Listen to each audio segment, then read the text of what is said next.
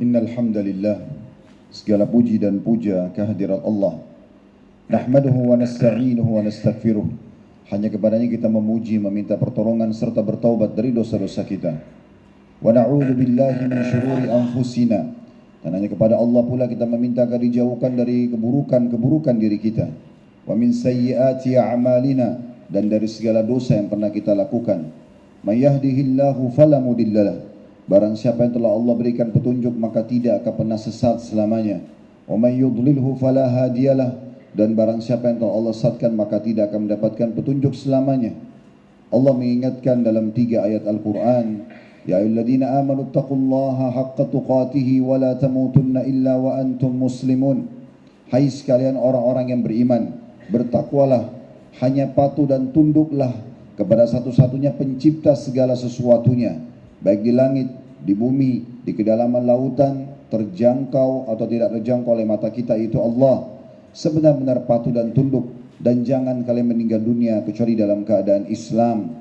Di ayat yang kedua Allah ingatkan, ya ayuhan nasu taqu rabbakum alladhi khalaqakum min nafsin wahidah wa khalaqa minha zawjaha wa batha minhuma rijalan katsiran wa nisaa wattaqullaha alladhi tasaaluna bihi wal arham innallaha kana 'alaikum raqiba. Hai sekalian manusia, sekali lagi bertakwalah kepada Tuhan kalian Allah yang telah menciptakan kalian dari jiwa yang satu, yaitu Adam alaihissalam, dan telah menciptakan dari jiwa yang satu istrinya Hawa alaihissalam, dan telah banyak memberikan keturunan laki-laki juga perempuan dari keduanya. Sekali lagi bertakwalah kepada Allah dan jagalah hubungan silaturahim. Sesungguhnya Allah senantiasa mengawasi kalian.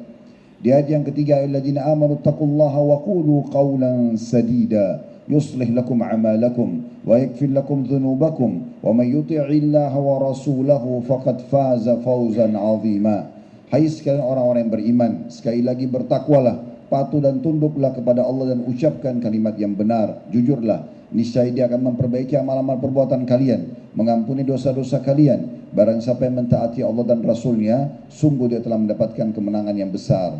Amma ba'd, fa inna asdaqal hadithi kitabullah. Kita tahu sebaik-baik rujukan umat Islam dalam segala lini kehidupan mereka, terutama dalam ibadah, adalah kitabullah, Al-Quran. Wa khairu hadi Muhammadin sallallahu alaihi wa ala alihi wa sahbihi wa sallam.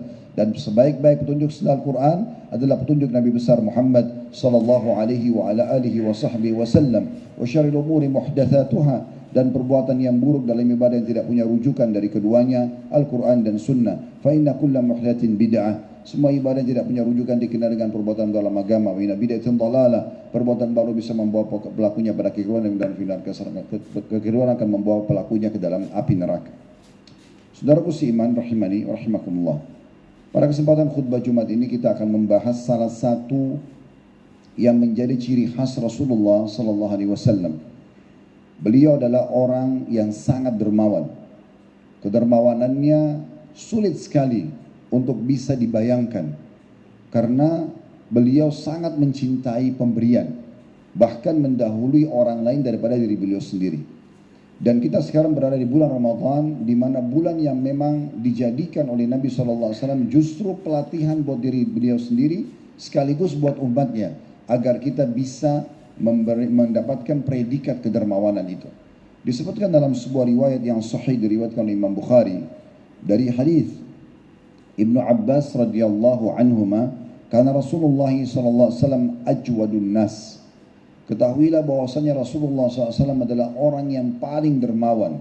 Dan orang Arab kalau sudah menggunakan bahasa atau kata-kata jud, artinya orang yang dermawan di atas batas rata-rata, tidak pernah menolak orang yang minta, dan selalu memberikan yang terbaik, bahkan mendahulukan orang lain dari dirinya sendiri.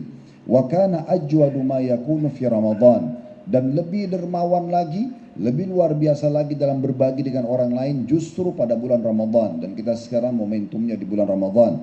Hina yalqahu Jibril, pada saat itu Jibril sering kali menemui Nabi SAW. Wa kana yalqahu fi kulli lailatin min Ramadan fayudarisuhu al-Quran, dan Jibril sering kali mendatangi Nabi SAW di Ramadan di setiap malam-malamnya untuk mengajarkannya Al-Quran. Fala Rasulullah SAW ajwadu bil khairi minar rihil mursalah. Ketahuilah bahwasanya Rasulullah SAW adalah orang yang paling dermawan, bahkan melebihi cepatnya hembusan angin. Riwayat inilah yang akan menjadi tolok ukur bahasan kita, saudaraku seiman, pada khutbah ini. Bagaimana kita meraih predikat kedermawanan dari bulan Ramadan. Bagaimana kita keluar nanti dari Ramadan menjadi orang yang dermawan dan menyerupai suri tauladan kita, dialah Rasulullah sallallahu alaihi wa ala alihi wa sahbihi wasallam.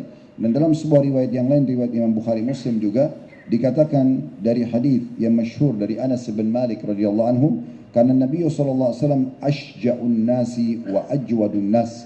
Ketahuilah bahwasanya Rasulullah sallallahu alaihi wasallam adalah orang yang paling pemberani sekaligus juga orang yang paling dermawan. Dan tidak asing bagi kita sebagai seorang muslim bagaimana memang sifat kedermawanan dan suka memberi justru sifat sang pencipta Allah Subhanahu wa taala. Allah sangat suka memberi hamba-hambanya tanpa ada batas.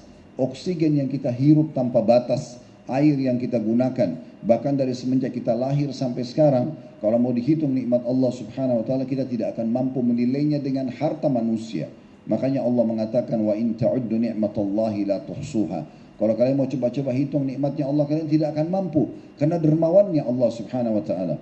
Disebutkan dalam sebuah hadis yang sahih, Inna Allah Ta'ala jawadun yuhibbul jud. Allah itu sangat dermawan dan suka juga dengan sifat kedermawanan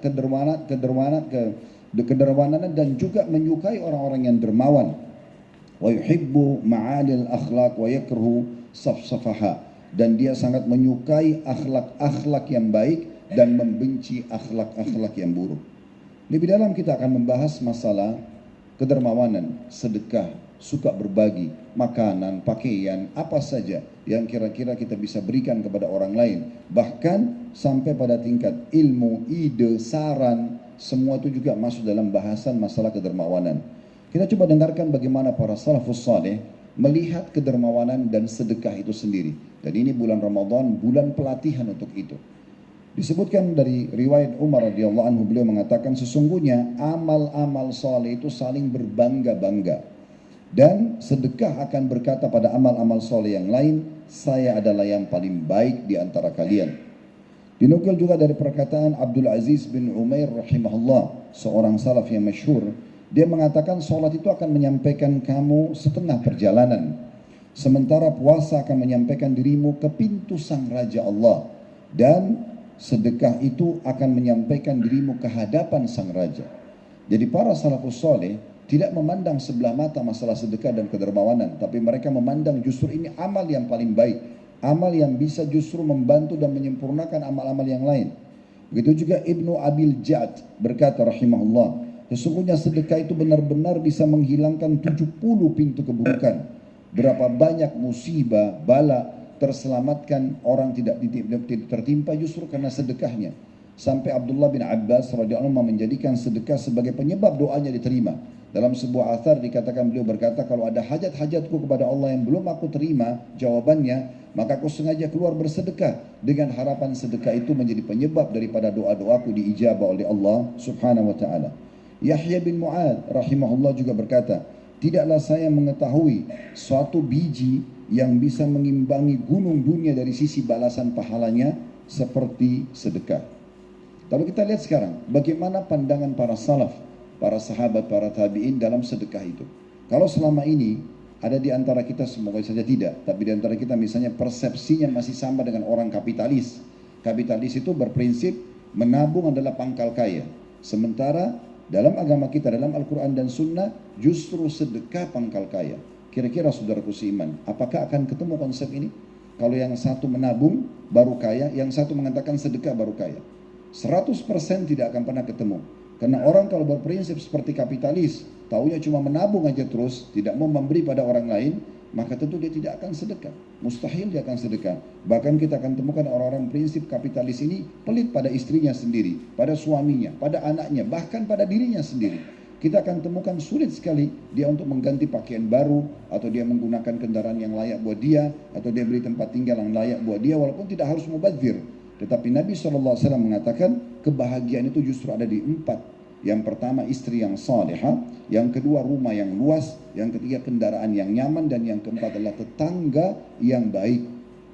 Ini semua sangat berhubungan dengan kualitas kehidupan kita.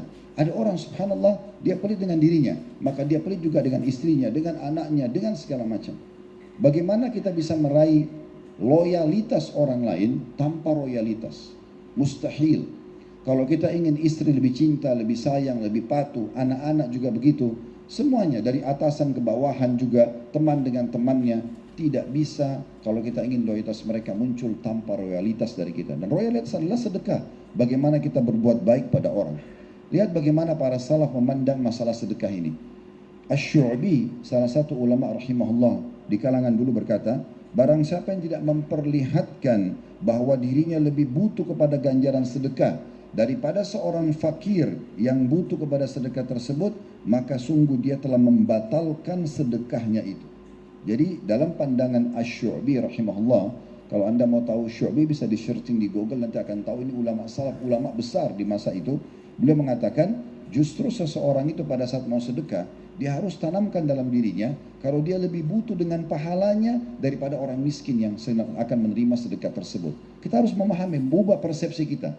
Kalau selama ini kenapa lewat di lampu merah kita masih membuka jendela sedikit dan tidak mau memandang si fakir, bahkan kita memberikan uang yang paling kecil yang kita miliki. Karena kita pikir dia yang butuh. Kenapa selama ini kalau ada kerabat yang minta bantuan atau mungkin istri bapak-bapak sekalian membutuhkan sesuatu, Anda sebenarnya punya kemampuan tapi Anda masih mengatakan sudahlah saya nggak usah penuhin semua kebutuhannya. Padahal sebenarnya itu adalah sedekah yang paling afdal.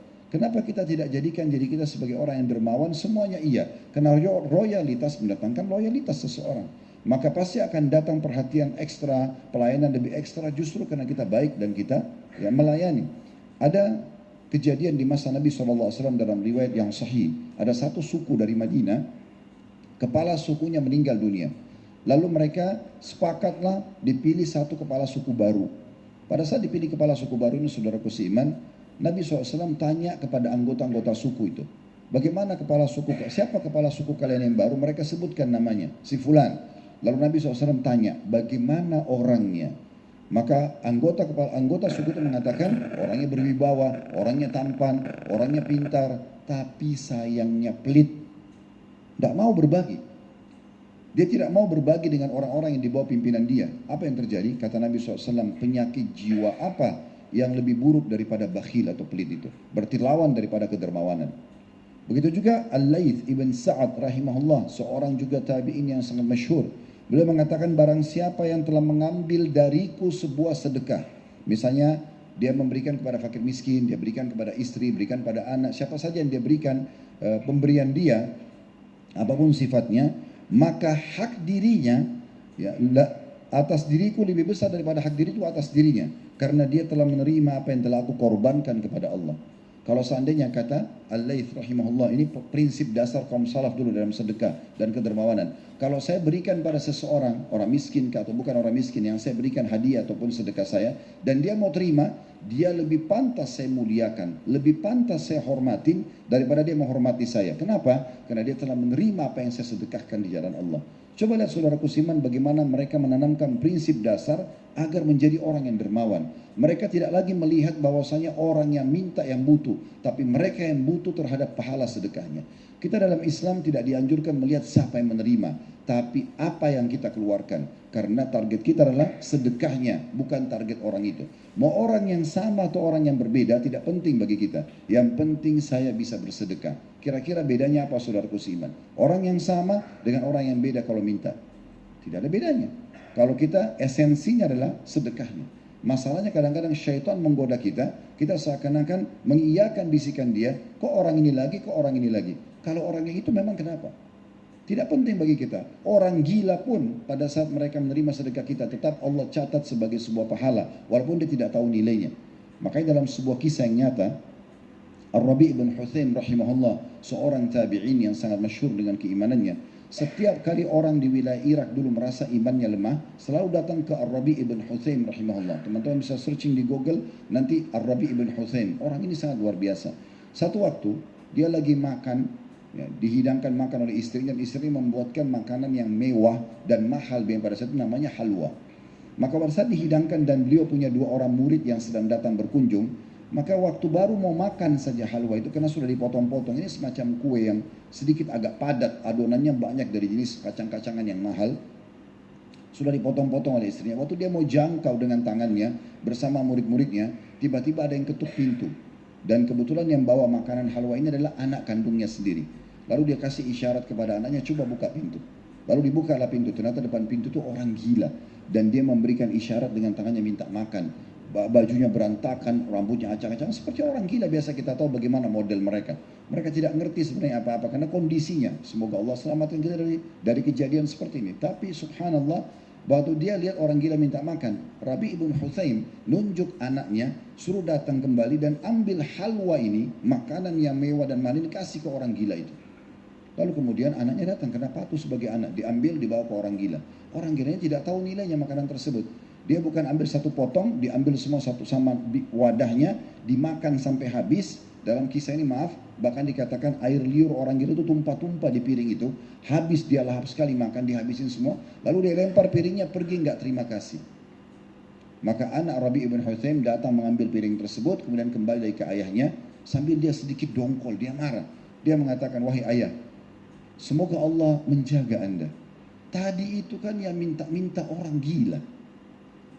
Kalau Anda suruh saya ke dapur ambil makanan apa saja, nah beras, gandum, apalah gitu ya. Mungkin dia tidak tahu nilainya, dia makan. Kenapa harus halwa, makanan yang ibu saya buat biayanya mahal, buatnya lama, dan khusus buat Anda dan tamu Anda, kenapa ini yang dikasih? Dia tidak tahu nilainya makanan itu. Ini mungkin banyak kita percaya sama anak ini. Tapi apa jawaban Rabi ibn Hutsaim? Ini akan mengubah persepsi kita kalau kita sejalan dengan beliau dan memahami ilmu agama. Apa kata Rabi ibn Hutsaim? Wahai anakku, kalau orang gila itu tidak tahu nilainya, Allah tahu nilainya. Lalu dia pun membaca firman Allah, lan tanalu birra hatta tunfiqu mimma tuhibbun. Kalian tidak akan pernah merasakan maksimal balasan pahala sampai kalian memberikan dan menginfakkan apa yang paling kalian cintai. Lihat bagaimana persepsi mereka dalam sedekah tersebut, dalam kedermawanan. Mereka menganggap diri mereka lebih butuh dengan sedekah daripada orang yang menerimanya. Dan tidak perlu melihat siapa orang itu. Kalau di masjid ini tiba-tiba datang, saudaraku seiman, ada orang bawa proposal pembangunan masjid misal di satu wilayah di Indonesia. Dia bawa, kemudian dia katakan, ayo bapak-bapak silakan nyumbang.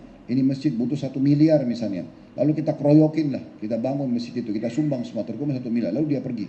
Sebulan kemudian kita tahu informasi orang itu penipu. Pertanyaan sederhana, apakah kita rugi?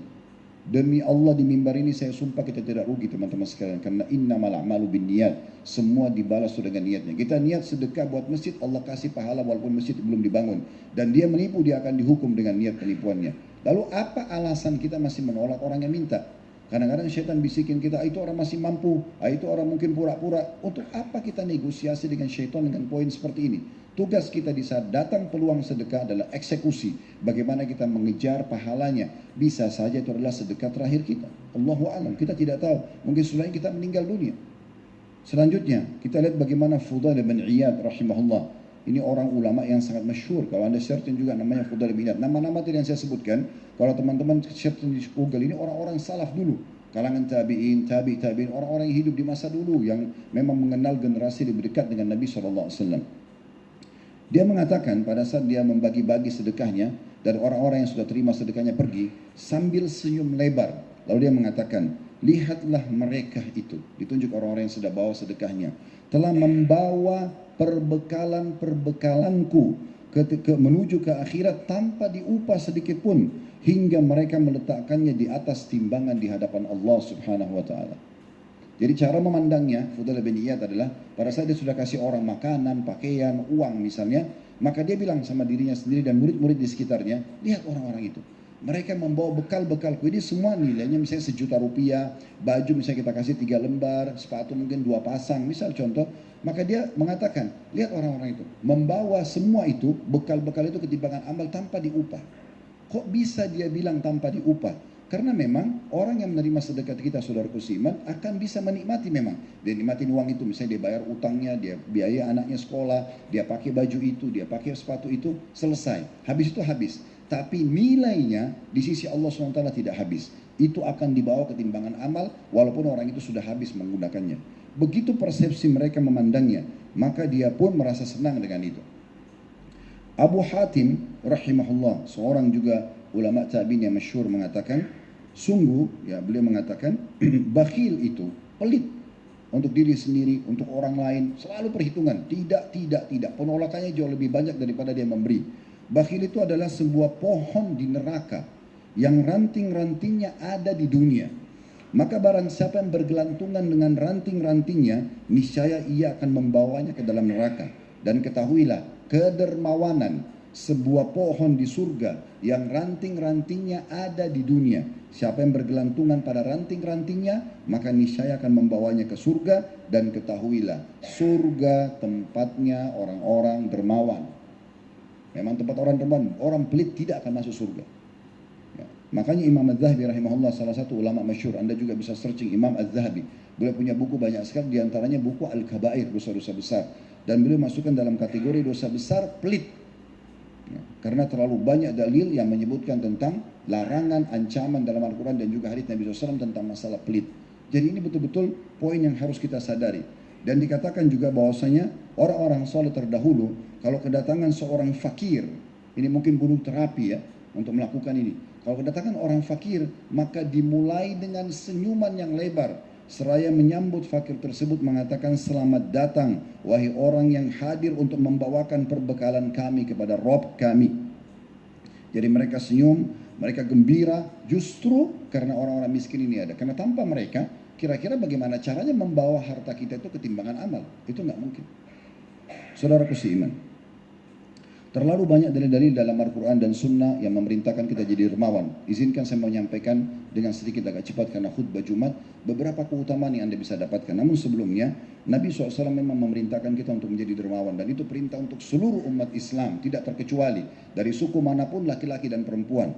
Kata Nabi SAW dalam hadits Bukhari Muslim, Al-yadul ulya khairum yadis sufla. Tangan yang selalu di atas memberi jauh lebih mulia daripada tangan di bawah. Ya. Kemudian Nabi SAW mengatakan, hiyal munfiqah, ya, tangan yang berinfak itu yang paling bawah. Yadul ulya yadul munfiqah, tangan yang di atas adalah tangan yang bersedekah. Wal yadul sufla hiyas sa'ilah, dan tangan yang di bawah maksudnya tangan yang memohon. Begitu juga Nabi SAW menyebutkan bahwasanya manusia terbaik, dan ini kita bisa jadikan sebagai bagian dari doa kita. Manusia terbaik adalah, kata Nabi SAW, ini dikatakan bi afdalil manazil, kedudukan paling tinggi di sisi Allah Subhanahu wa taala, abdun razaqahullahu malan wa ilma, seorang hamba yang Allah karuniahi dia ilmu, harta dan juga ilmu. Jadi kita bisa minta, ya Allah berikan aku harta dan juga ilmu, melimpah. Hartanya melimpah, juga ilmunya melimpah. Tentu dari sumber yang 5 huruf halal, dan hindari 5 huruf yang lain itu haram. Kita sepakat sekarang ini kita bicara masalah halalnya. Maka kata Nabi SAW, orang yang afdalul manazil, kedudukan yang paling tinggi sisi Allah adalah abdun razaqallah malan wa ilma, seorang hamba yang Allah berikan kepada dia harta dan juga ilmu. Fahuwa yattaqillaha fihi, maka dia bertakwa kepada Allah terhadap ilmu dan hartanya tadi. Wa yasulu fihi rahimah, dan dia melanjutkan hubungan silaturahim. Wa ya'lamu lillahi fihi haqqa, dan dia mengetahui haknya Allah dari harta itu dengan mengeluarkan zakat dan sedekah. Fahuwa bi afdalil manazil, maka dia adalah tempat tertinggi. Keutamaan-keutamaan yang dapatkan saudaraku seiman, dengan banyak bersedekah maka pasti dosa Anda akan dimaafkan. Dalam hadis riwayat Tirmidzi, dan hadis ini tentunya disahihkan oleh para ulama hadis, kata Nabi SAW, was-sadaqatu tudfi'ul khati'ah kama tudfi'ul ma'un nar. Sedekah itu benar-benar akan menghabiskan, meredamkan dosa-dosa sehingga tidak datang lagi hukumannya, karena dosa itu berarti pelanggaran dekat sekali dengan hukuman. Maka sedekah itu bisa menghabiskan dan meredamkan dosa-dosa sebagaimana air memadamkan api. Kita tahu kalau untuk memadamkan api, ya 90% lah pakai air. Berarti diibaratkan sedekah itu seperti air untuk meredamkan api, itu dengan cara menghilangkan dosa-dosa. Begitu juga orang yang sedekah, maka akan mendapatkan naungan Allah di hari kiamat, di mahsyar. Ya, dia akan selamat di saat orang kepanasan di mahsyar. Anda bisa nanti setelah khutbah Jumat membaca beberapa ayat pertama dalam surah Al-Hajj, bagaimana Allah gambarkan dahsyatnya orang di mahsyar, dibangkitkan sempoyongan seperti orang yang mabuk tapi tidak mabuk. Bahkan orang anak kecil bisa jadi ubanan karena dahsyatnya hukuman Allah SWT pada saat itu. Orang semua ketakutan masuk neraka. Ada orang yang akan dinaungi dari 7 orang dapat dinaungi oleh Allah SWT. Ada satu naungan untuk orang rajulun tasaddaqa bisadaqatin fa akhfaha, seseorang laki-laki yang mengeluarkan sedekah dan dia menyembunyikan, hatta la ta'lama shimalu ma tunfiqu yaminu, sampai tangan kirinya tidak tahu apa yang diinfakkan oleh tangan kanannya. Tentu tangan kanan tangan kiri pasti bisa saling tahu sebenarnya tangan kita. Tapi ini adalah bahasa kiasan dari Nabi SAW agar kalau kita sedekah makin kita bisa sembunyikan maka makin baik. Tentu ini sesuai dengan kondisi dan keadaan kata para ulama.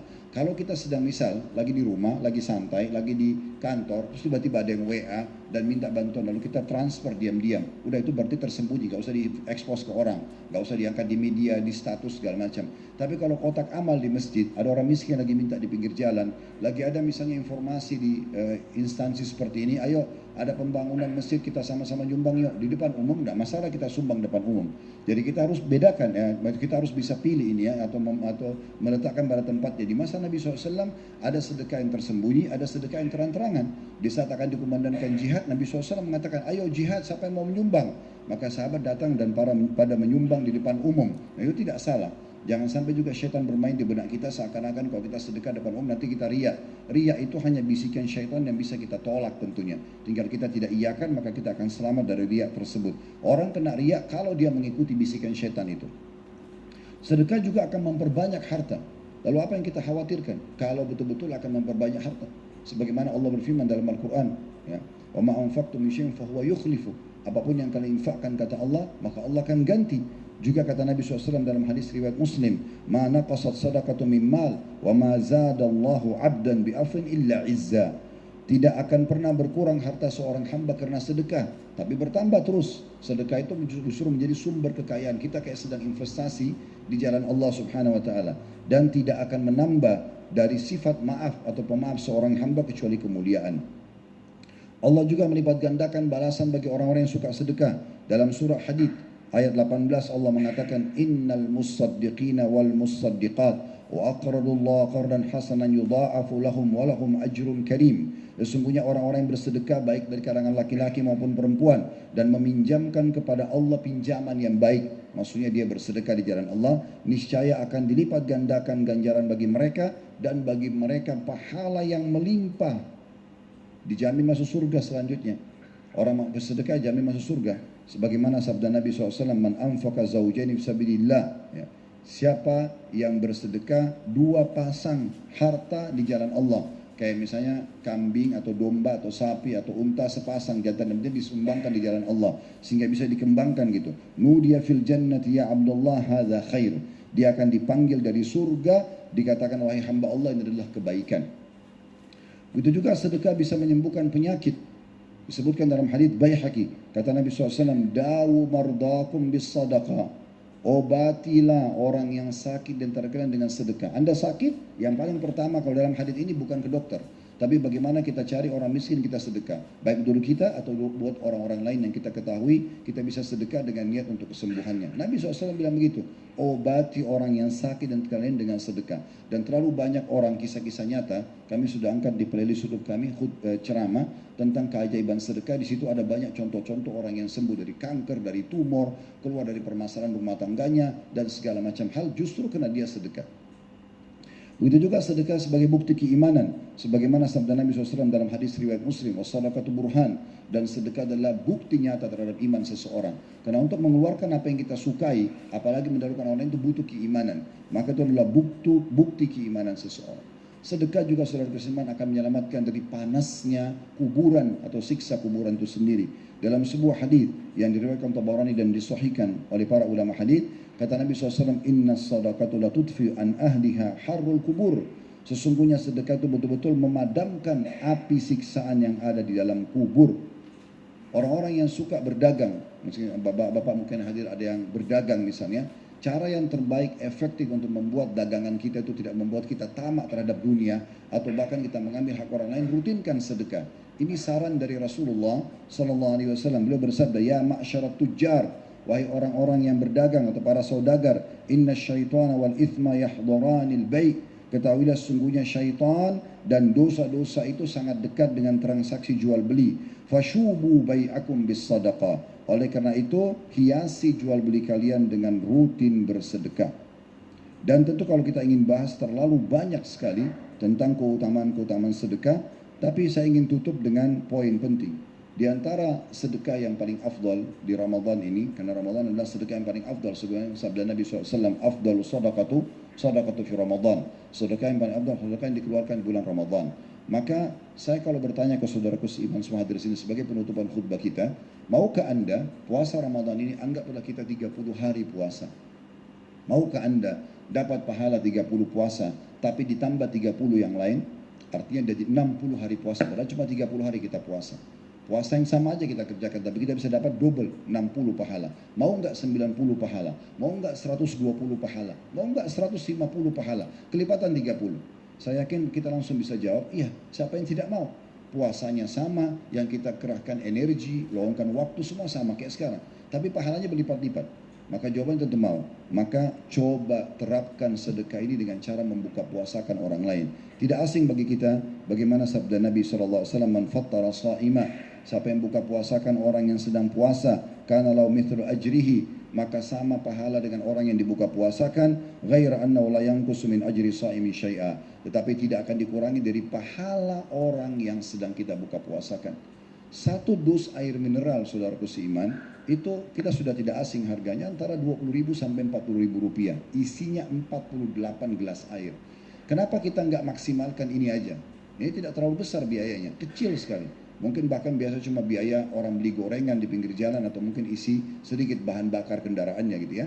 Kalau kita beli misalnya 48 gelas air ini dan kita sumbangkan ke musola, atau mungkin teman-teman pas pulang kantor biasa di Jakarta macet, maka kita taruh di motor, taruh di mobil kita, begitu menjelang buka puasa kita bisa bagiin ke teman-teman muslim yang sedang mau buka puasa, kadang-kadang tidak dapat buka puasa di pinggir jalan.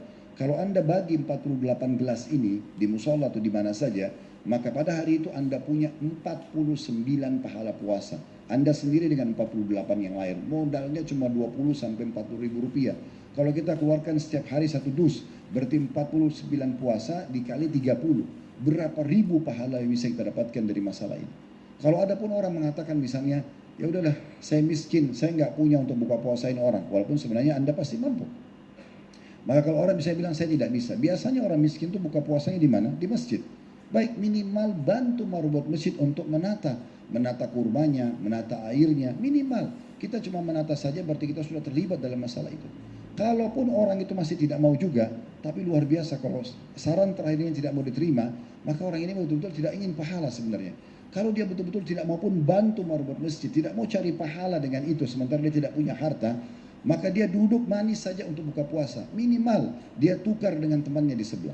Cuma pindahin, ini loh, air saya berikan pada kamu, kurma saya supaya saya dapat pahala kamu. Kamu juga silakan berikan kepada saya. Ini cuma modalnya pindahin saja, bisa meraih pahala ini.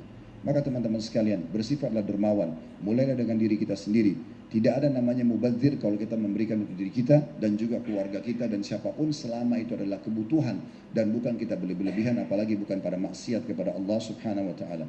Aqulu qouli hadza, saya sudah mengucapkan perkataan saya ini, wa astaghfirullah li wa lakum, dan saya istighfar kepada Allah, mengajak jemaah istighfar kepada Allah, fastaghfiruhu innahu wal ghafurur rahim. Istighfarlah kepada yang Dia Maha Pengampun juga Maha Pengasih.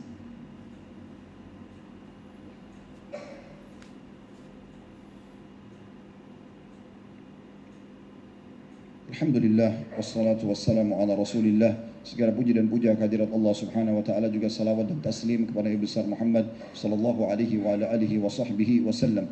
Hari Jumat adalah hari yang mulia. Tidak ada hari yang lebih baik daripada hari Jumat, sebagaimana sabda Nabi SAW adalah hari Jumat hari terbaik kalian. Pada hari itu Allah ciptakan Adam, Allah masukkan ke dalam surga, Allah turunkan dari surga, turunkan di bumi, dan juga Allah wafatkan Adam di hari Jumat. Dan juga ada hadits Nabi SAW yang lain mengatakan, dan tidak terjadi kiamat kecuali hari Jumat. Beliau perintahkan kita untuk memperbanyak dua hal, memperbanyak doa dan juga memperbanyak salawat kepada beliau alaihi salatu wassalam di hari Jumat ini. Dan hari Jumat ini ada beberapa riwayat, diantaranya adalah mustajab doa mulai dari azan subuh sampai azan maghrib. Itu adalah 12 waktu. Dan ada juga yang mengatakan bahwasanya waktu mustajab yang disiapkan hari Jumat adalah di saat khatib sedang khutbah sampai diiqamahkan sholat. Makanya semua khatib muslim di seluruh dunia akan berdoa di khutbah kedua. Dan kita akan maksimalkan ini insyaAllah. Dan ada juga riwayat yang mengatakan habis sholat asar sampai terbenam matahari. Maka hari ini adalah bergabung antara hari Jumat yang mustajab doa, berikut juga dengan kita sedang puasa di bulan Ramadan dan juga mustajab doa. Maka mari kita hadirkan fikiran hati kita untuk berdoa kepada Allah Subhanahu wa taala, semoga Allah ijabah doa ini. Alhamdulillah, Kami memujimu ya Allah sebagaimana layak Kau dipuji sebagai pencipta. Kami memujimu ya Allah dengan puji-pujian para malaikatmu, para rasulmu dan para wali-walimu. Kami memujimu ya Allah sampai Engkau menerima ini sebagai tambahan amal saleh buat kami. Dan kami mengucapkan salam hormat kami kepada utusanmu Nabi besar Muhammad sallallahu alaihi wa ala alihi wa sahbihi wasallam, sebagaimana Engkau telah perintahkan kami untuk mengucapkan salam hormat tersebut. Ya Allah, kami berkumpul di kesempatan ini di masjidmu ini adalah dengan takdirmu, dan Engkau mengetahui niat kami adalah untuk mengerjakan kewajiban Kau bebankan kepada kami, yaitu sholat Jumat berjamaah. Maka terimalah ini dengan pahala yang sempurna, dan terimalah seluruh amal-amal soleh yang pernah kami kerjakan, wajib ataupun sunnah, kami ikhlas ataupun kurang ikhlas, kami sempurnakan ataupun kurang sempurna, yang sedang kami kerjakan, yang akan kami kerjakan sampai menjelang ajal dan dengan pahala yang sempurna. Dan Engkau jadikan itu sebagai penyebab kami masuk ke dalam surga dan juga mendapatkan derajat yang tinggi di sisimu. Dan ya Allah, ampunilah dosa-dosa kami, dosa-dosa kedua orang tua kami, seluruh kerabat kami, bahkan seluruh muslimin dan muslimat, mukminin dan mukminat yang hidup dan juga sudah meninggal. Ya Allah, sebagaimana Engkau lahirkan kami di negeri kami tercinta ini, Engkau buat kami bernaung di bawah langitnya, juga menikmati hasil dari buminya, maka berikanlah kami ketentraman, kedamaian, jagalah persatuan, kesatuan dan kemerdekaan kami. Berikanlah petunjuk para pemimpin menjalankan tugas yang amanah dengan baik. Jadikan kami masyarakat yang gotong royong dengan pemerintah kami untuk menjaga nikmat besar ini, agar kami selalu menjaga kesatuan, persatuan dan kemerdekaan kami. Dan siapa memiliki keburukan bagi negeri kami, bagi agama kami, bagi keluarga kami dan diri kami, kembalikan di budaya mereka kepada diri mereka sendiri. Ya Allah, saudara-saudara kami di Palestina dan Sudan dan dimanapun yang sedang tertindas, Engkau lebih mengetahui keadaan mereka ya Allah. Ikhlaskan niat mereka, terima para syuhada mereka, muliakan Islam di tangan mereka dan tangan kami semua, dan ikut sertakan kami bersama mereka di pahala, baik dengan doa dan harta juga dengan jiwa kami. Dan sebagaimana Engkau satukan kami di kesempatan Jumat ini, satukan juga kami kelak di surga Firdaus tanpa hisab. Rabbana atina fid dunya hasanah. Ya Allah, berikanlah kami semua yang terbaik di dunia, wa fil akhirati hasanah, dan semua terbaik di akhirat. Wa qina adzabannar, selamatkan kami dari api neraka. Wa adkhilnal jannata ma'al abrar, masukkan kami ke dalam surga bersama orang-orang yang patuh. Ya Aziz ya Ghaffar, wa Izzat yang Maha Mulia dan Maha Pengampun. Ya Rabbal alamin, sallallahu alaihi nabiyina wa habibina Muhammad wa alihi wa sallam, alhamdulillahi rabbil alamin. Inna Allah ya'mur bil adli wal ihsani wa ita'i dzil qurba. Allah perintahkan kita selalu berbuat kebaikan, keadilan dan juga berbuat baik pada sanak kerabat. Wa yanha 'anil fahsya'i wal munkari wal baghi. Allah larang perbuatan mungkar, keji dan juga pembangkangan. Ya'idukum la'allakum tadhakkarun. Itu peringatan dari Allah, jadikan sebagai prinsip hidup kalian. Fadhkurullahal 'azim yadhkurkum. Ingat selalu Allah, Allah akan ingat kepada kalian. Washkuruhu 'ala ni'ami yazidkum. Syukuri nikmat dia pasti akan tambah. Wa la dzikrullahi akbar. Ingat Allah adalah amal yang paling besar. Wa aqimis shalah, dan dirikanlah salat.